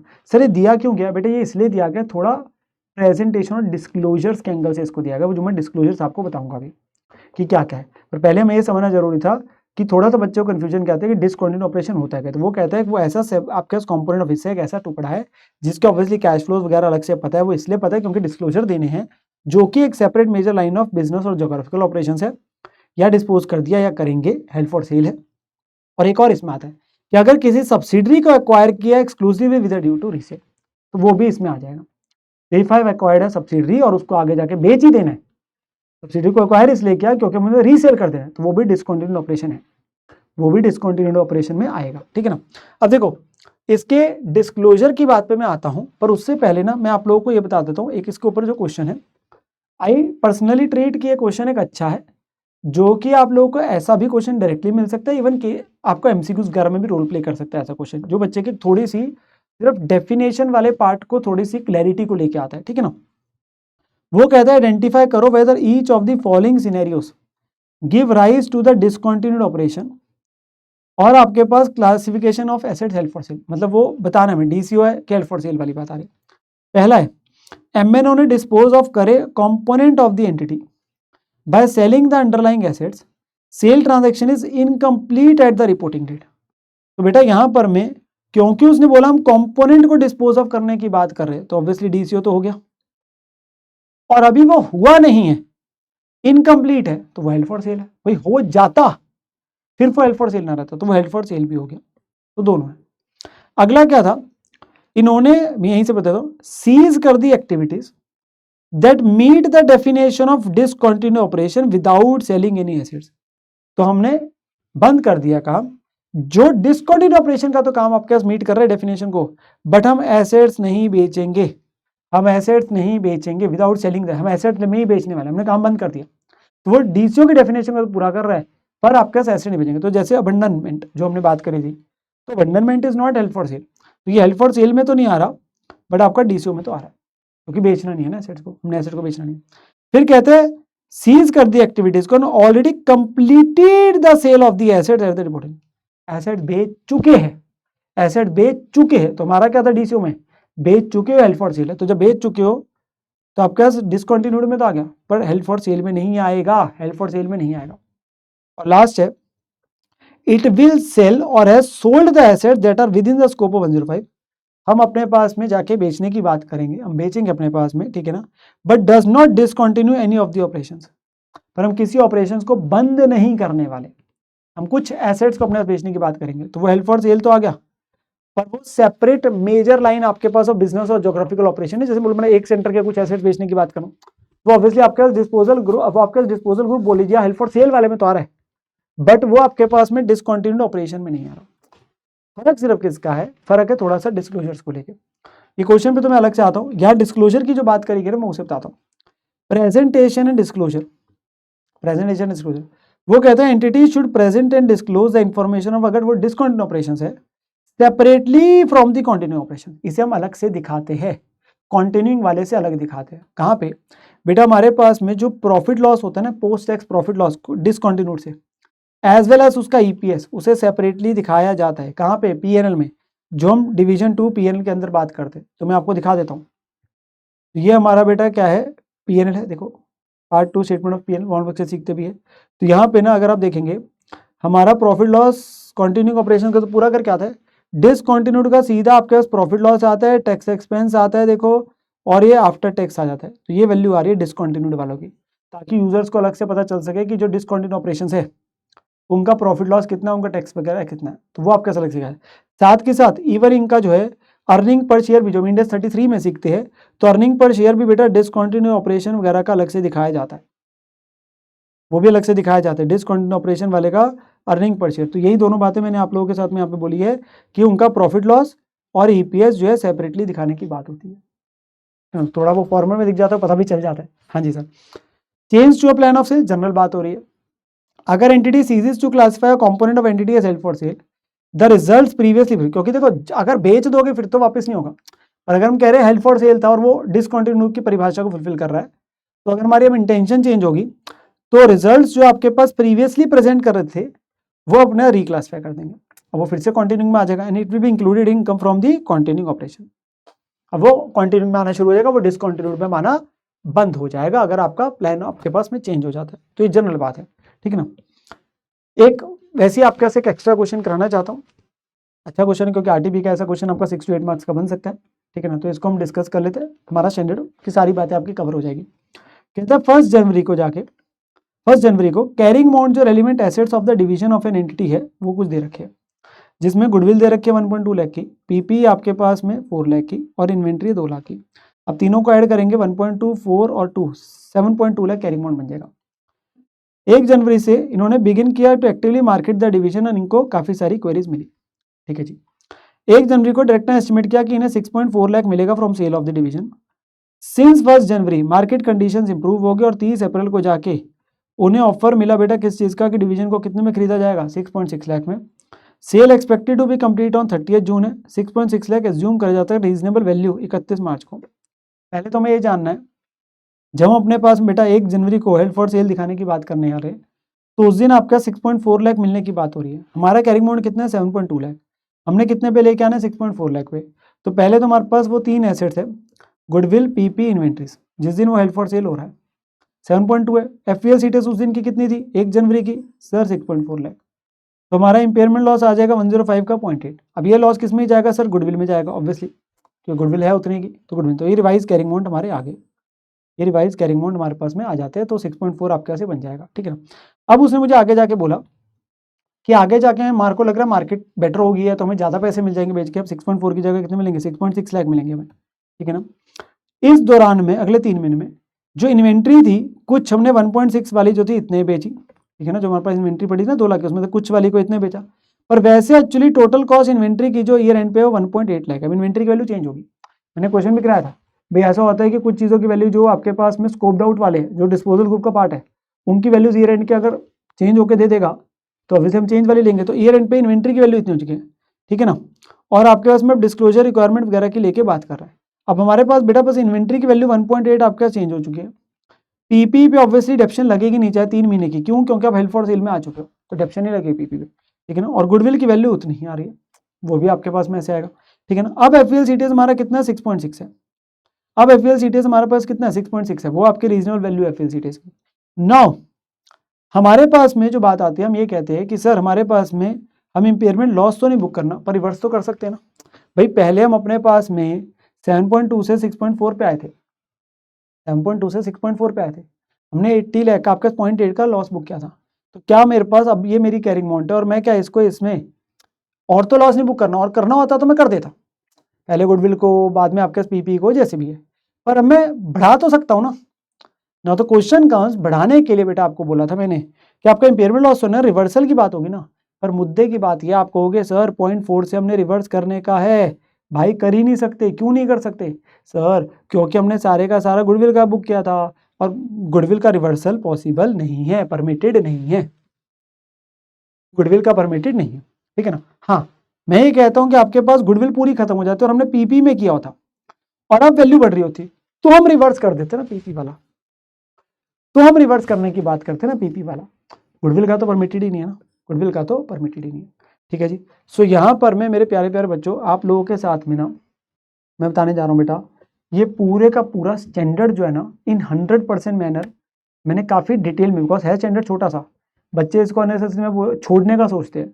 देखो 1-1.25 घंटे के अंदर में आपका पूरा स्टैंडर्ड रिवाइज हो गया, कॉन्सेप्चुअली भी हर प्रकार के अच्छे क्वेश्चन भी जो पेपर वाले आए हुए, कोई अच्छा आरटीपी का क्वेश्चन है, स्टडी मेट का क्वेश्चन है, वो भी मैंने आप लोगों के साथ डिस्कस कर दिया। आप इतने को भी सुन के चले जाते हैं ना, और कुछ क्वेश्चंस के आप जो बड़े वाले क्वेश्चन प्रैक्टिस कर लेते हैं, आपका बन जाएगा काम। और पेपर के अंदर 4, 6, 8, 10 नंबर का कभी का क्वेश्चन आ गया भाई फिर बोनस मार्क्स है। हमें स्टैंडर्ड का रेलिवेंस समझना जरूरी था, वो हमने समझा हेल्ड फॉर सेल में कब आता है, क्यों आता है, वो सारी बातें हमने करी, ठीक है ना। और हमने सारे के सारे कॉन्सेप्ट्स और सारी के सारी प्रोविजंस वगैरह सीखते हुए सारे क्वेश्चन भी हमने कर डाले जो बढ़िया वाले थे, ठीक है ना। तो इसके साथ मेरे प्यारे प्यारे बच्चों इस वाले वीडियो को हम अपने पास में यहीं पर खत्म करते हैं। होपफुली आप लोगों का अच्छे तरीके से ये वाला स्टैंडर्ड जो है बेटा रिवाइज हो गया होगा एंड आप लोगों के लिए इसी तरीके से आने वाले टाइम पे भी मैं और भी रिवीजन वीडियोस आप लोगों के लिए आती रहेगी। सो डोंट वरी, प्लेलिस्ट अलग से बनी हुई भी है आप लोगों के लिए, जो भी वीडियोस आती जा रही है एंड आप लोगों की तैयारी अच्छे तरीके से चल रही होगी। अपने ऊपर विश्वास रखें, अच्छे तरीके से तैयारी करते रहे, खुश रहे, स्वस्थ रहे और सीखते रहे मेरे प्यारे बच्चों। ठीक है ना? Love you, bye bye, have a great time.